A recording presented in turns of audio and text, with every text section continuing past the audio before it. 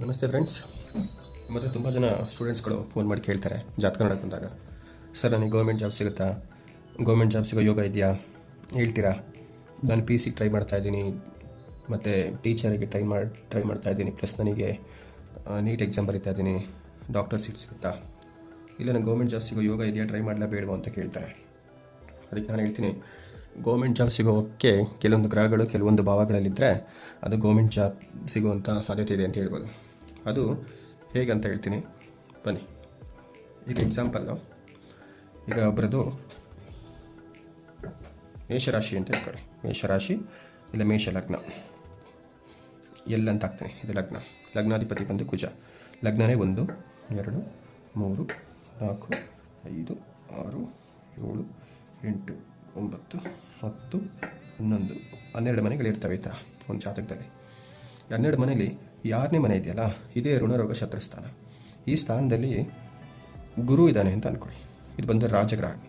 10ನೇ ಮನೆಯಲ್ಲಿ ಸೂರ್ಯ ಇದ್ದಾನೆ, ಸೂರ್ಯ ಸಣ್ಣ, ಆಯಿತಾ. 10ನೇ ಮನೆ ಅನ್ನೋದು ಕರ್ಮಸ್ಥಾನ, 6 ಅನ್ನೋದು ಋಣರೋಗ ಶತ್ರುಸ್ಥಾನ. ಇದು 2 ಅರಸು ಗ್ರಹಗಳು.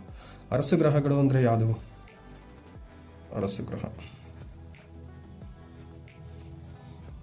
ಸೂರ್ಯ, ಚಂದ್ರ, ಗುರು ಮತ್ತು ಕುಜ. ಅಂಗಾರಕ ಅಂದ್ರೆ ಒಂದೇ, ಕುಜ ಅಂದ್ರೆ ಒಂದೇ, ಮಾರ್ಸ್ ಅಂದ್ರೆ ಒಂದೇ, ಮಂಗಳ ಅಂದ್ರೆ ಒಂದೇ. ಮಂಗಳ ಅಂತಲೇ ಹೇಳ್ಬೋದು, ಮಂಗಳ ಗ್ರಹ ಅಂತ ಹೇಳ್ಬೋದು. ಷಡ್ ಇವರಿಷ್ಟು ಜನ ಇದ್ದಾರಲ್ಲ, ಇವರೆಲ್ಲ ಅರಸು ಗ್ರಹಗಳು.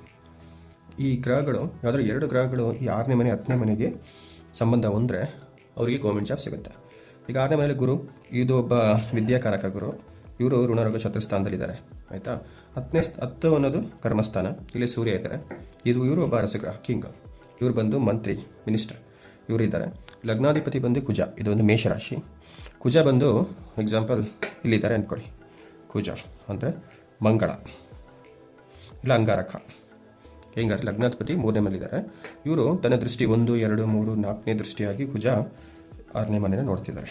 ಇಲ್ಲಿ ಒಟ್ಟು 2 ಗ್ರಹಗಳಾಯಿತು. ಈಗ 2 ಗ್ರಹಗಳಾಯಿತು. ಪ್ಲಸ್ ಗುರುಗೆ 7ನೇ ದೃಷ್ಟಿ ಇದೆ, 1 2 3 4 5 6 7. ಇಲ್ಲೂ ಗುರು ದೃಷ್ಟಿ ಇದೆ.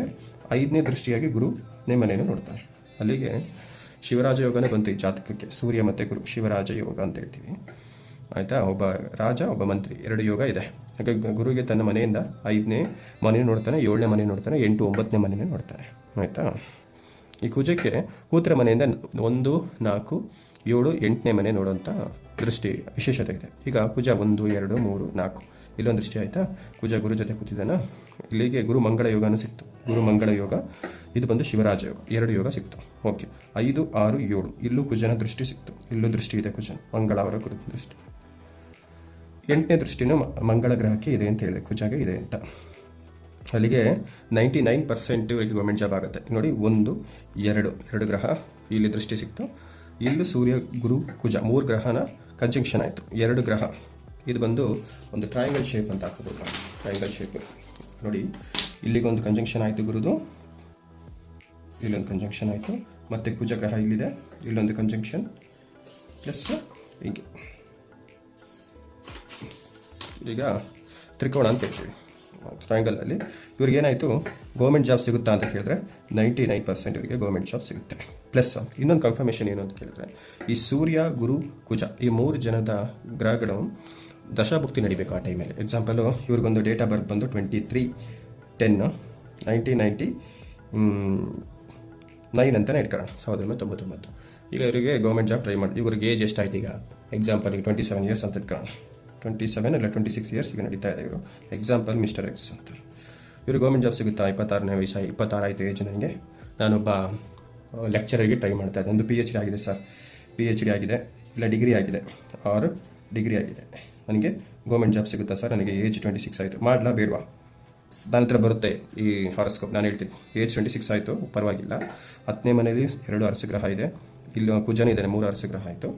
ಇಲ್ಲಿ 6ನೇ ಮನೆಯಲ್ಲಿ ಗುರು ಕುಜ ಇದ್ದಾನೆ, 2 ಅರಸು ಗ್ರಹ ಸಿಕ್ತು.